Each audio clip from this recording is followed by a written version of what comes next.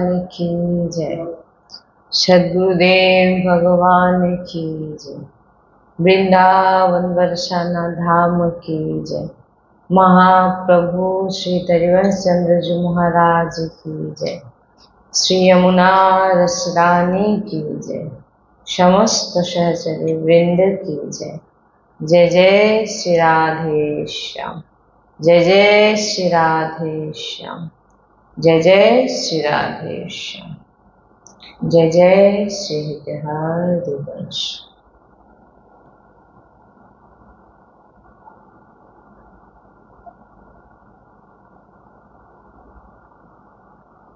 বর্তমান যুগে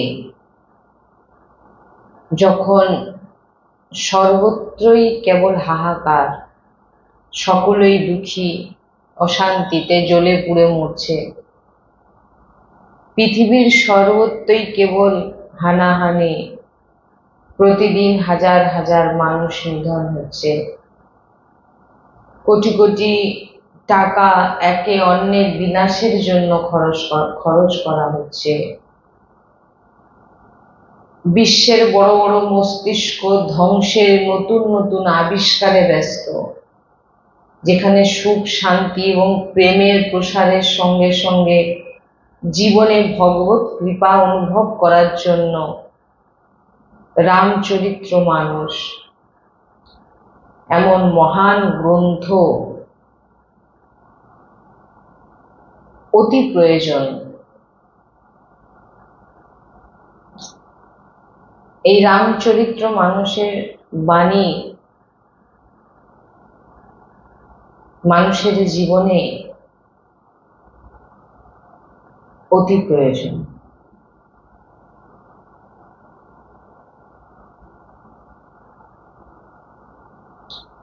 ভগবান শ্রী সীতারামের কৃপায় তাদের দিব্য লীলা প্রত্যক্ষ অনুভব করে যথাযথ রূপে বর্ণনা করেছেন সাক্ষাৎ ভগবান মহাদেব, মহাদেবের আদেশে যার ওপর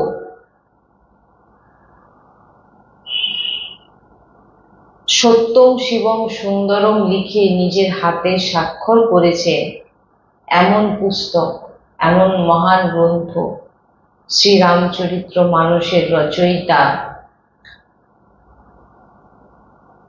এক অলৌকিক দিব্য গ্রন্থ শ্রী রামচরিত্র মানসের রচয়িতা গোস্বামী তুলসীদাস মহারাজ। তো ইনার চরিত্র শ্রী সীতারামের কৃপায়, সীতারামের ইচ্ছায়, শ্রী হনুমানজির ইচ্ছায় এবং স্বয়ং শ্রী গোস্বামীজির ইচ্ছায় আজকে তিনার জীবনে কিছু চরিত্র আমরা শ্রবণ করব। সংক্ষিপ্ত জীবনী আমরা আজকে আলোচনা করব গোস্বামী তুলসীদাসজির কৃপায়। প্রয়াগের কাছে বান্দা জেলার রাজাপুর নামে একটি গ্রাম আছে। সেখানে আত্মরাম দুবে নামে একজন বিখ্যাত সরজ্যোতির বাসী ব্রাহ্মণ বাস করতেন। তার স্ত্রীর নাম ছিল হুলসী। শ্রাবণ শুক্ল সপ্তমী মূলা নক্ষত্রে এই ভাগ্যবান দম্পতির গৃহে 12 মাস গর্ভে থাকার পর গোস্বামী তুলসীদাসজি মহারাজের তিনি জন্মগ্রহণ করেন। 12 মাস গর্ভে ছিলেন। এক অদ্ভুত বালক, ভূমিষ্ঠ হয়ে যেমন বালক শিশু কাঁদে, কিন্তু ভূমিষ্ঠ হওয়ার পর এই বালক তুলসীদাসজি কিন্তু কাঁদেননি। তিনি, তার মুখে উচ্চারণ হচ্ছিল শ্রীরাম শব্দ, এবং তার মুখের ভেতরে 32টি দাঁত একদম গঠন সৌষ্ঠব, মানে একদম সুন্দরভাবে 32 দাঁত নিয়ে তিনি ভূমিষ্ঠ হয়েছিলেন এবং রাম নাম উচ্চারণ করছিলেন। 5 বছরের বালকের মতো পুরো তিনার স্বরূপ। এই অদ্ভুত বালককে দেখে পিতা অমঙ্গলের আশঙ্কা ভীত হয়ে নানা রকম চিন্তা ভাবনা করতে থাকেন, যে সাধারণ শিশুর মতো এই শিশু নয়, অতএব এমন শিশু জন্মাবার পর তিনি ভয় পেলেন যে এটা কোনো অমঙ্গলের কারণ নয় তো, চিন্তা ভাবনায় পড়লেন। এইসব দেখে মা হুলসির বড়ই দুশ্চিন্তা হল। এবার মা, সবে ভূমিষ্ঠ হয়েছে শিশু, এমন অলৌকিক শিশুকে দেখে তার স্বামী চিন্তিত হচ্ছেন, অমঙ্গল জন্মেছে তার ঘরে। চিন্তিত দেখে তিনার স্ত্রীও চিন্তিত হলেন। তিনি বালকের অনিষ্টের আশঙ্কায় দশমীর রাতে নবজাত শিশুকে নিজের দাসীর সঙ্গে শ্বশুর বাড়িতে পাঠিয়ে দিলেন।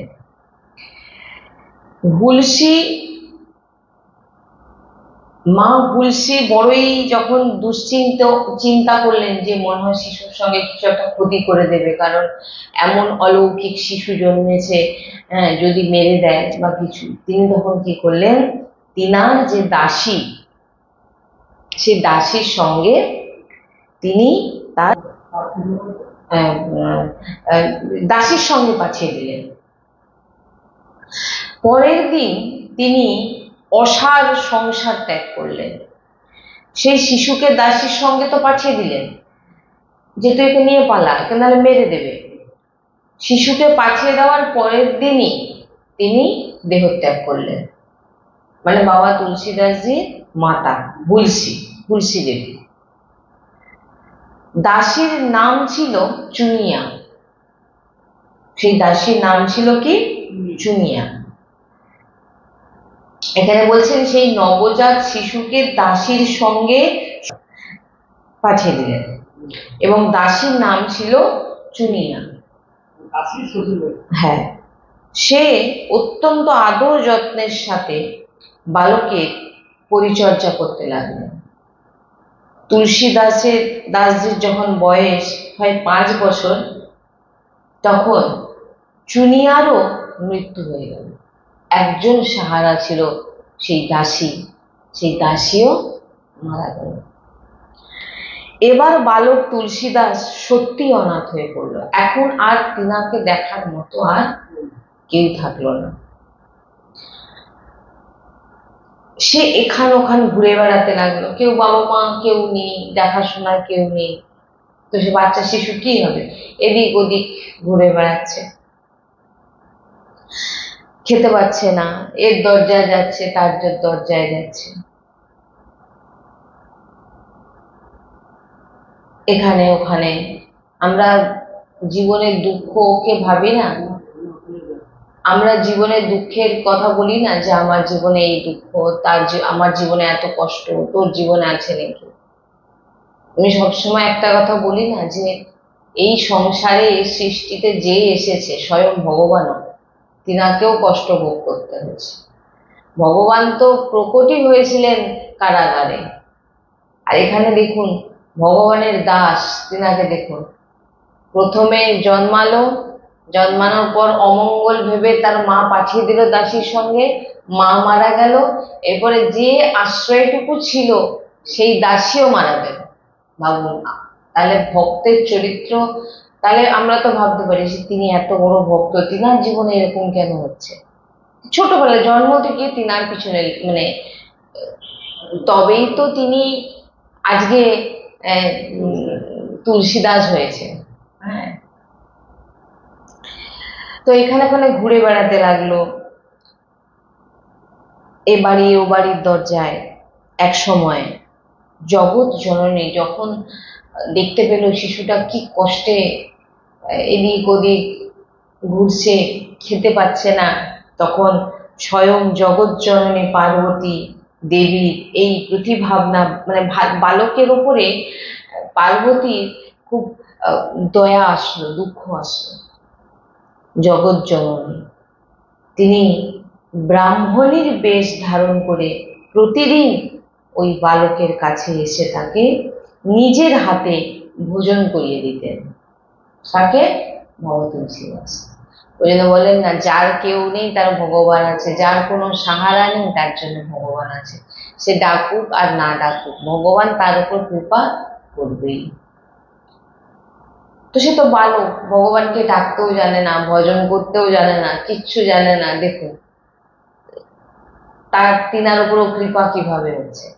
স্বয়ং জগৎ জননী, হ্যাঁ হ্যাঁ, জগৎ জননী পার্বতী তিনাকে প্রতিদিন ব্রাহ্মণীর বেশ নিয়ে সেই বালককে নিজের হাতে ভোজন করাতেন।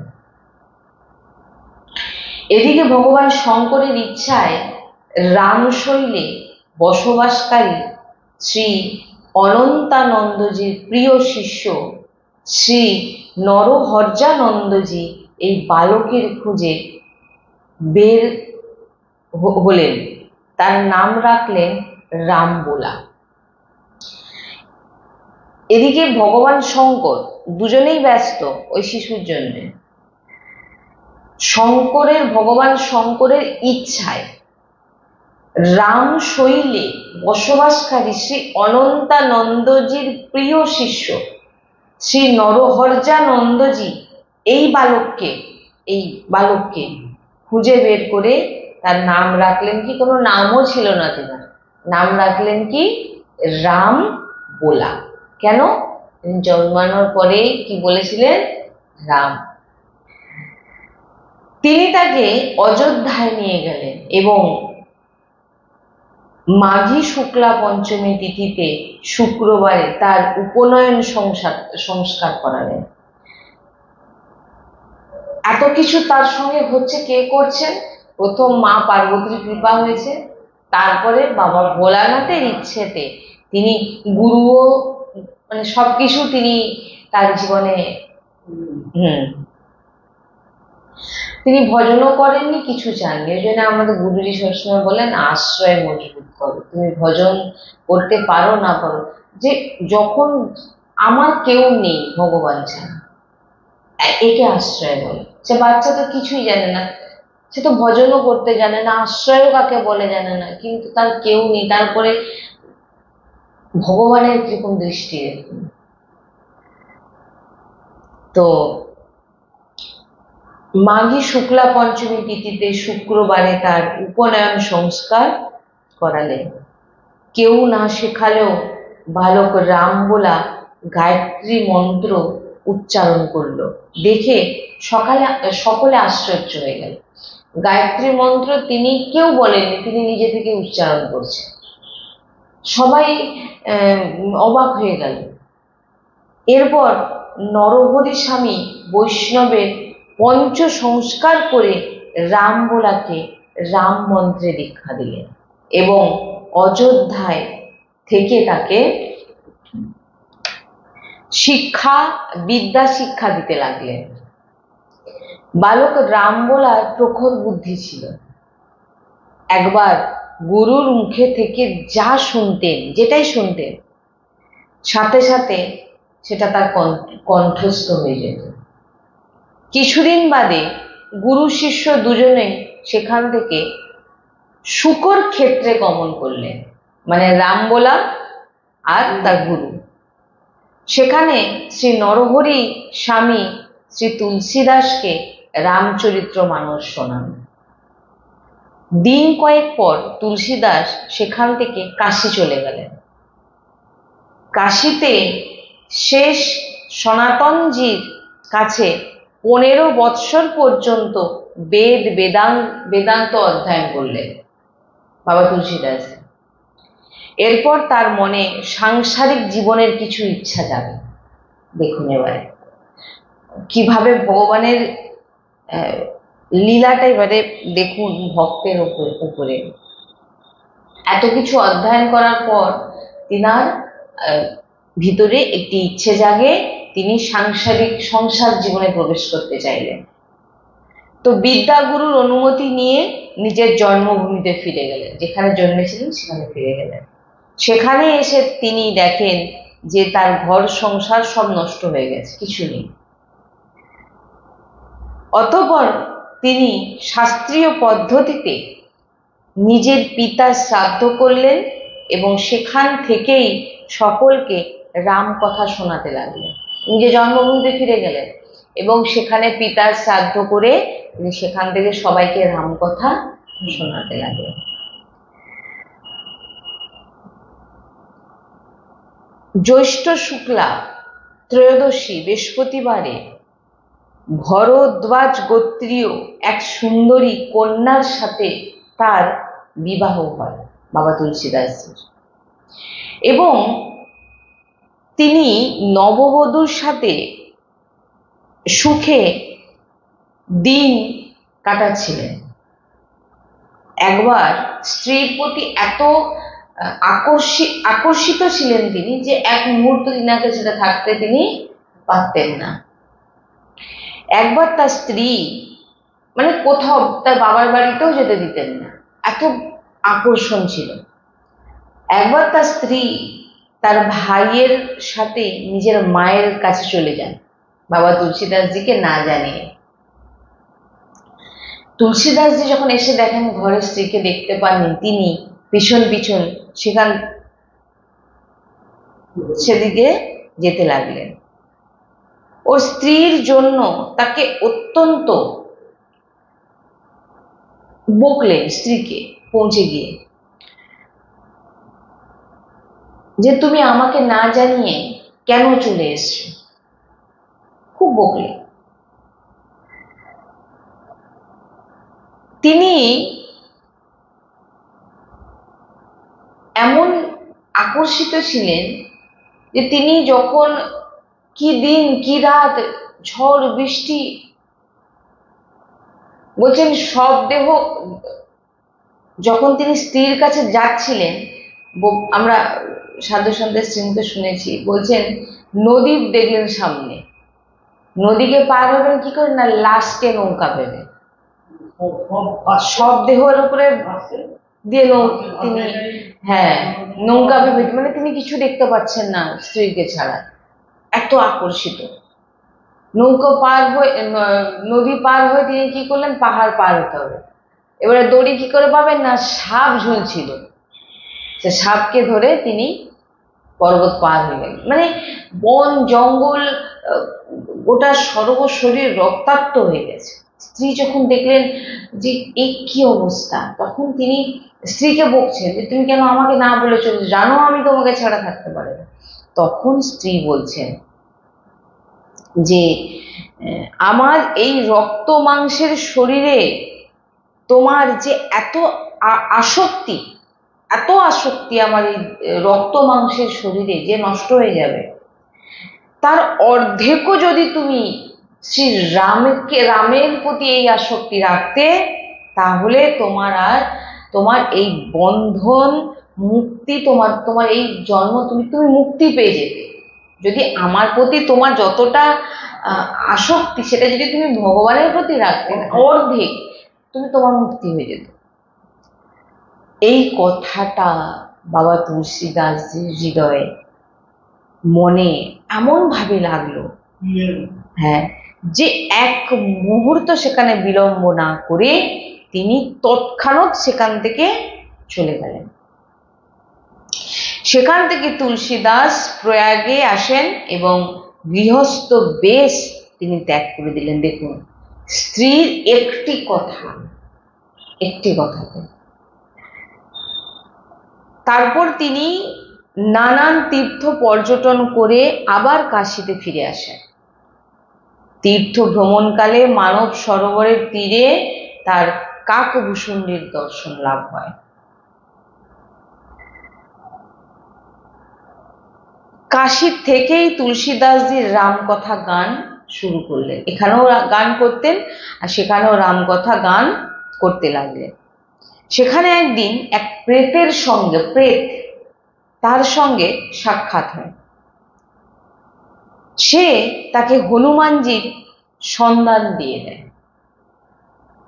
হনুমানজির দর্শন করে তুলসীদাস তার কাছে রঘুনাথজির দর্শনের প্রার্থনা করেন। দেখুন, প্রেত তাকে বলে দিল হনুমানজিকে কোথায় পাবো।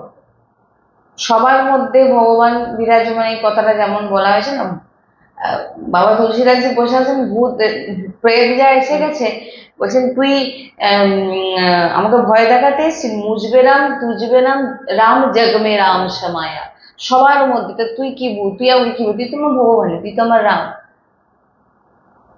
বাবা তুলসীদাসজি বলছেন যে সবার মধ্যে ভগবানকে দেখো, সব জায়গায় ভগবান বিরাজমান। তো প্রেতের সঙ্গে তার সাক্ষাৎ হয়ে যায় এবং সে তাকে হনুমানজির সন্ধান দিয়ে দেয়। এবং হনুমানজির কাছে গিয়ে বাবা তুলসীদাসজি বলেন, কি করে আমি রঘুনাথজি দর্শন লাভ করব। হনুমানজি তখন বলে, চিত্রকূটে তোমার সঙ্গে তার দেখা হবে। তখন তুলসীদাসজি চিত্রকূটে যাত্রা করলেন, চিত্রকূটে চলে গেলেন। চিত্রকূটে পৌঁছে তিনি রামঘাটে তার আসর বসালেন। একদিন তিনি পরিক্রমা করতে বেরোলেন। পথে তার শ্রীরামের দর্শন হয়। তিনি দেখেন যে অতি সুন্দর দুই রাজকুমার ধনুর্বাণ হাতে ঘোড়ায় চড়ে যাচ্ছে। তিনি তাদের দেখে মুগ্ধ হয়ে যান, কিন্তু তাদের চিনতে পারেননি। পেছন থেকে হনুমানজি এসে তাকে সব ব্যাপারটা বুঝিয়ে দিলেন। সব ব্যাপারটা তিনি চিনতে পারেননি, কিন্তু দেখুন হনুমানজির কৃপা, যার ভক্তের কৃপা যদি যখন হয়ে যাবে, সে ভগবানকে প্রাপ্তি করে। যেন বলা হয় না, ভক্ত সঙ্গ করো। হনুমানজি পরম ভক্ত, তো যখন ভক্তের কাছে প্রার্থনা করেছেন যে আমি রঘুনাথজির দর্শন কিভাবে করব, তো ভক্ত কিভাবে ভুলতে পারে। তিনি এসে চিনতে পারেননি বাবা তুলসীদাসজি, কিন্তু হনুমানজি এসে ব্যাপারটা বুঝিয়ে দিলেন যে এই তো তোমার সেই রঘুনাথ। তো তখন তিনার আর আনন্দের সীমা রইল না। পুলকিত হচ্ছেন, অশ্রু বর্ষণ করছেন। হনুমানজি তাকে সান্ত্বনা দিলেন আর বললেন যে প্রাতঃকালে তুমি আবার শ্রীরামের দর্শন তোমার হবে। মৌনী অমাবস্যায় বুধবারে ভগবান শ্রীরাম আবার তুলসীদাসজির সামনে আবির্ভূত হন। বলতে 300 বছর আগেকার ঘটনা শোনানো হচ্ছে। তিনি বালক রূপে তুলসীদাসকে বললেন, বাবা আমায় একটু চন্দন দাও। স্বয়ং রামচন্দ্র এসে বলছে। হনুমানজি ভাবলেন যে তুলসীদাস এবার যেন আর ভুল না করে, আমাকে চিনতে না পারে, এরকম যেন আর ভুল না করে। তাই তোতা পাখির রূপ ধরে তিনি এই দোহাটি গাইলেন, चित्रकूट के घाट पर भई संतन के भीड़, तुलसीदास चंदन घिसे तिलक देत रघुवीर। तुलसीदास चंदन घोषেন রঘুবীর। বলছেন তুলসীদাস সেই মনমোহর মূর্তি দেখে অবাক হয়ে শুধু দর্শনই করে আসেন যে আমি কার দর্শন করছি। ভগবান শ্রীরাম নিজের হাতে চন্দন নিয়ে নিজের কপালে এবং তুলসীদাসজির কপালে ফোঁটা দিয়ে অন্তর্ধান হয়ে গেল। দেখুন, এটা এমন কিছু বেশি পুরনো দিনের কথা নয়, 300 বছর আগে হলো। হনুমানজির নির্দেশে তিনি অযোধ্যায় পাড়ি দেন। তখন প্রয়াগে মাঘ মেলা চলছিল। তিনি কয়েকদিন সেখানে থেকে গেলেন। উৎসবের 6 দিন পরে তিনি একটি বট গাছের নিচে ভরদ্বাজ ও যাজ্ঞবল্ক মুনির দর্শন লাভ করলেন। শূকর ক্ষেত্রে নিজের গুরুর মুখে যে কাহিনী তিনি শুনেছিলেন, সেদিন সেই সময় সেখানে রামচরিত্র মানসের আলোচনা হচ্ছিল। তা শুনে তিনি মুগ্ধ হয়ে যান। কালকে আমরা আলোচনা করছিলাম না যে ভগবানের চর্চা প্রত্যেক দিনই নতুন নতুন। তো এখানে বাবা তুলসীদাসজি কত সাধু সন্তের মুখে রামচরিত্র মানস শুনেছেন, নিজে গান করেছেন, তবু আমারও শুনছেন আর সেখানে অবাক হয়ে যাচ্ছে। হ্যাঁ, তারপর তিনি কাশী চলে যান এবং প্রহল্লাদ ঘাটে এক ব্রাহ্মণের বাড়িতে তিনি বসবাস শুরু করেন, যেখানে তার ভেতরকার কবি শক্তির প্রকাশ হয় এবং তিনি সংস্কৃত ভাষায় পদ্য লিখতে থাকেন। কিন্তু দিনের বেলা তিনি যেসব কবিতা লিখতেন ভগবানকে নিয়ে, শ্রীরামচন্দ্রকে নিয়ে, রাত্রেবেলা সেগুলো সব মুছে যেত। যখন তিনি কাশীতে লাস্ট গিয়ে পৌঁছালেন এবং কাশীতে গিয়ে প্রহল্লাদ ঘাটে একটি ব্রাহ্মণের বাড়িতে তিনি বসবাস করতে লাগলেন এবং তার ভিতরে এগুলো ভগবত শক্তি, যে ভগবানের নাম গান, ভগবানের সম্বন্ধে কিছু লেখা, এগুলো সব ভগবানের কৃপাতেই হয়, ভগবান চাইলে হয়, ভক্ত কৃপাতে হয়। তো তিনি কি করলেন না, তিনি প্রত্যেক দিন সংস্কৃতে তিনি পদ্য লিখতে থাকলেন ভগবানের। কিন্তু দিনের বেলা তিনি লিখতেন, কিন্তু রাত্রেবেলা যখনই আসতো তখনই যা যা লিখেছেন সব মুছে যেত। এই ঘটনা রোজ ঘটছে। তিনি অষ্টম দিনে, 8 দিন ধরে এমন যখন ঘটছে, অষ্টম দিনে বাবা তুলসীদাসজির মনে অষ্টম দিনে এক স্বপ্ন দেখেন যে দেবাদিদেব মহাদেব তাকে নিজের ভাষায় কাব্য রচনার নির্দেশ দিচ্ছেন, সংস্কৃতে নয়, নিজের ভাষায়। মানে তিনি নিজে যে ভাষায় কথা বলেন, তিনার যে ভাষা, সেই ভাষাতে তিনি বলছেন তুমি তোমার নিজের ভাষাতে লেখো। তিনি কিন্তু সংস্কৃতে লিখছিলেন, বারবার লিখছেন, বারবার মুছে যাচ্ছে, বারবার লিখছেন, বারবার মুছে যাচ্ছে। অষ্টম দিনে স্বয়ং মহাদেব সামনে এসে স্বপ্নে তাকে বলছেন যে তুমি তোমার নিজের ভাষায় কাব্য রচনা করো। তার স্বপ্ন ঘুম ভেঙে গেল, উঠে বসলেন। সেই মুহূর্তেই হর পার্বতী তার সামনে আবির্ভূত হয়ে গেলেন। সেই মুহূর্তে হর পার্বতী আবির্ভূত হয়ে গেলেন তিনার সামনে। তিনি তাদের সাষ্টাঙ্গ প্রণাম করলেন এবং মহাদেব বললেন তুমি অযোধ্যায় গিয়ে বাস এবং গ্রাম্য ভাষায় রামচরিত মানসে পড়বে, সব চৌপাই দোহা, সংস্কৃত নেই, গ্রাম্য ভাষায় কাব্য রচনা করো। হ্যাঁ, নিজের ভাষাতে।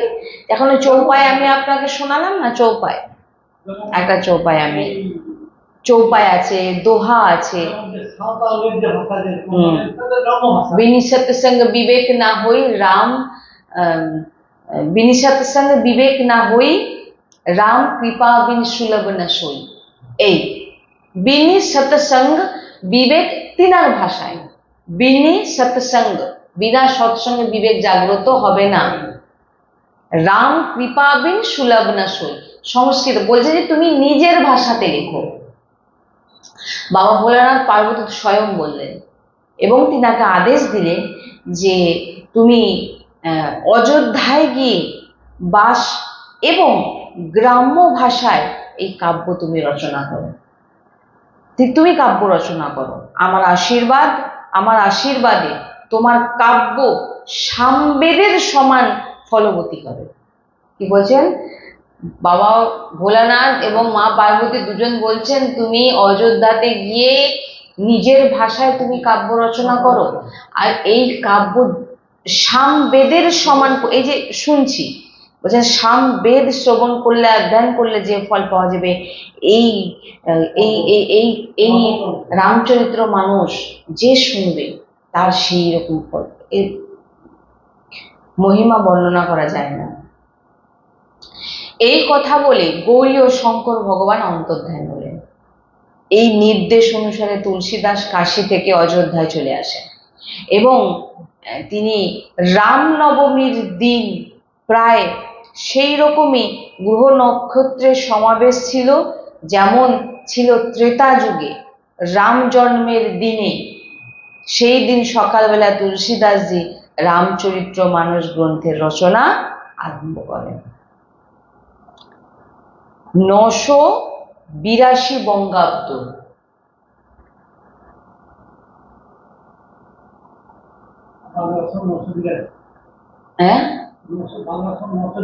হ্যাঁ, আর 1631 সমন্বতের।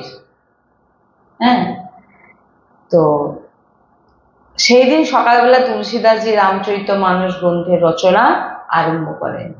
2 বছর 7 মাস 24 দিন এই গ্রন্থ তিনি লেখা শেষ করেন, নিজের ভাষায় লিখলেন, গ্রাম্য ভাষায়। 1633 সমন্বতের 984 বঙ্গাব্দ অগ্রাণ মাসের শুক্লপক্ষের রাম বিবাহের দিন 7টি কাণ্ড তিনি সমাপ্ত করলেন। এরপর ভগবানের নির্দেশে তুলসীদাস কাশী চলে এলেন। এবারে কাশী এলেন, ভগবানই সব নির্দেশ করছেন, এটা করো, ওটা করো, সেটা করো। সেখানে বাবা বিশ্বনাথ ও মা অন্নপূর্ণাকে রামচরিত্র মানস বসে শ্রবণ করালেন। তিনি যেটা গ্রাম্য ভাষায় লিখলেন সেটা তিনি শ্রবণ করালেন কাশীতে। রাত্রিবেলা পুস্তকটি বিশ্বনাথের মন্দিরেই রেখে দিয়ে আসলেন, ভুল ত্রুটি কিছু যদি থাকে তুমি ঠিক করে দিও, রেখে দিয়ে আসলেন। সকালবেলা যখন পুস্তকের আবরণ খোলা হয় তখন দেখা গেল পুস্তকের উপরে লেখা আছে, স্বয়ং বাবা ভোলানাথ স্বাক্ষর করেছেন সত্যম শিবম সুন্দরম, লিখে নিচে লেখা আছে। তার নিচে বাবা বিশ্বনাথের স্বাক্ষর, কারণ তিনার চরণেই রেখে এসেছিলেন, তোমরাই দেখে নাও তিনারা। সেই সময় উপস্থিত জনেরা ছিলেন, তিনারা সত্যম শিবম সুন্দরম এরকম ধ্বনি দিতে লাগলেন। পণ্ডিতেরা যখন এই ঘটনা শুনলেন তখন তাদের মধ্যে ঈর্ষা, হিংসা এ তো থাকেই। আমরা আমাদের কথা বলি, এত মহাপুরুষদেরকে ছাড়েনি তো আমরা কি উৎপত্তি হলো। এসবই ভগবানের লীলা, সব কিছুই ভগবানের লীলা। তারা সমাবেত ভাবে তুলসীদাসের নিন্দা প্রচারে তৎপর হলেন, নিন্দা করতে লাগলেন। এই সংস্কৃতে লেখেনি, গ্রাম্য ভাষায় লিখে, মানে, এবং বইটি নষ্ট করার চেষ্টা করতে লাগলেন। বইটি চুরি করার জন্য আরো 2টো চোরকে নিযুক্ত করলেন, যে বইটাকে চুরি করে নিতে হবে। চোরেরা চুরি করতে গিয়ে দেখেন যে তুলসীদাসের বাড়ির চারপাশে 2 বীর পুরুষ ধনুর্বাণ নিয়ে পাহারা দিচ্ছে। ভাবুন সে চোরের কি ভাগ্য, রাম লক্ষ্মণকে দর্শন করে দিল, পাহারা দিচ্ছেন। এই পুরুষ দুটি সুদর্শন শ্যাম ও গৌরবর্ণ,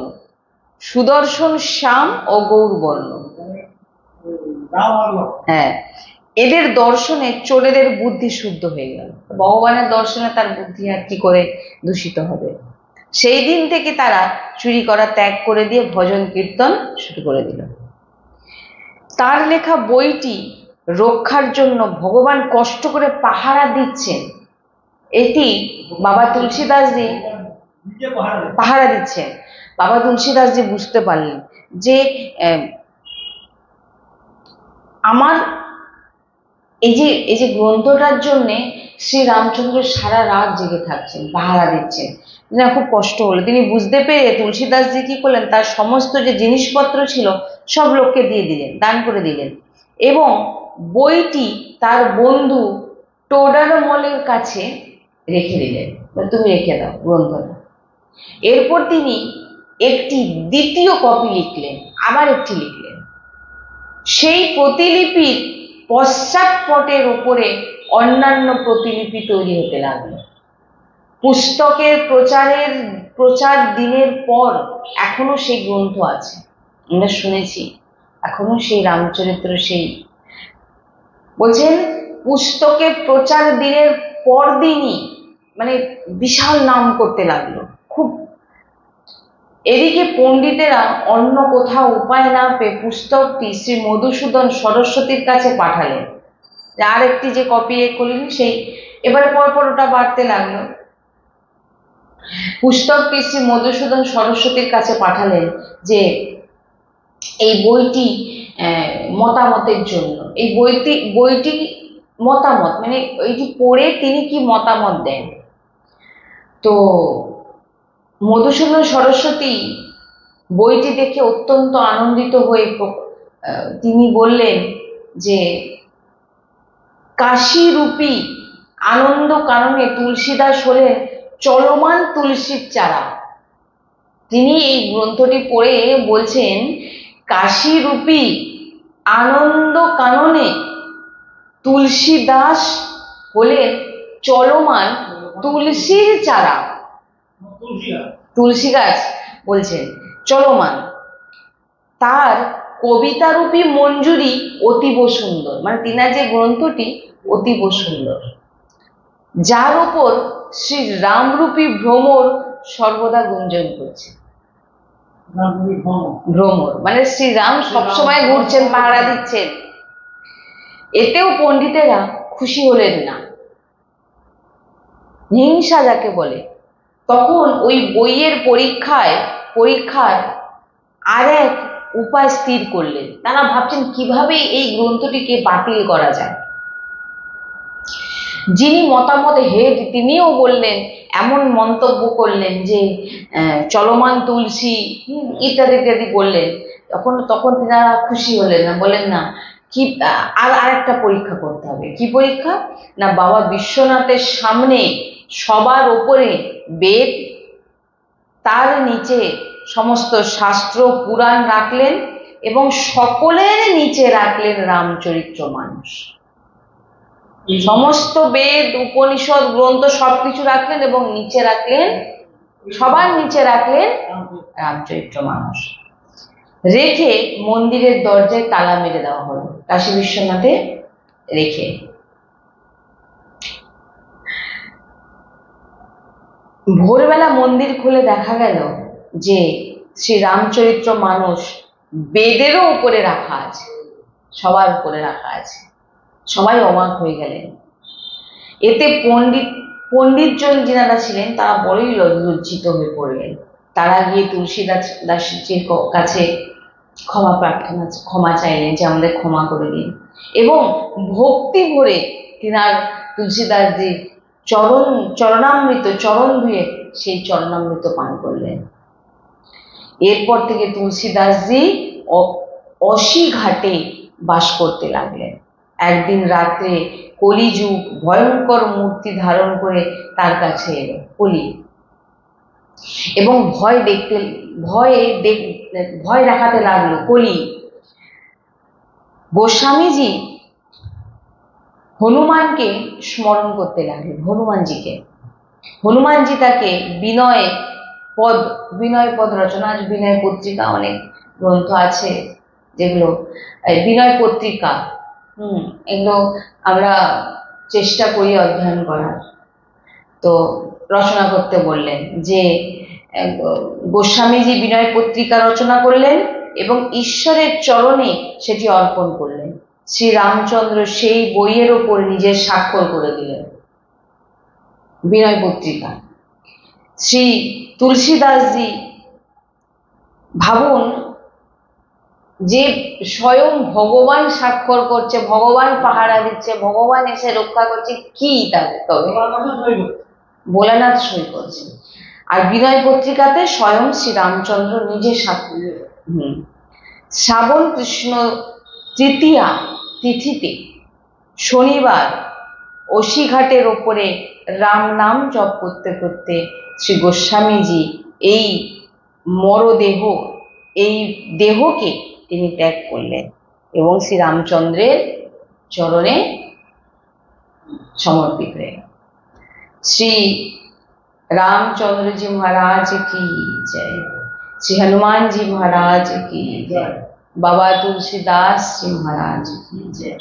जय जय श्री राधे श्याम, जय जय श्री राधे श्याम, जय जय श्री राधे श्याम, जय जय श्री हरिवंश, श्री हरिवंश।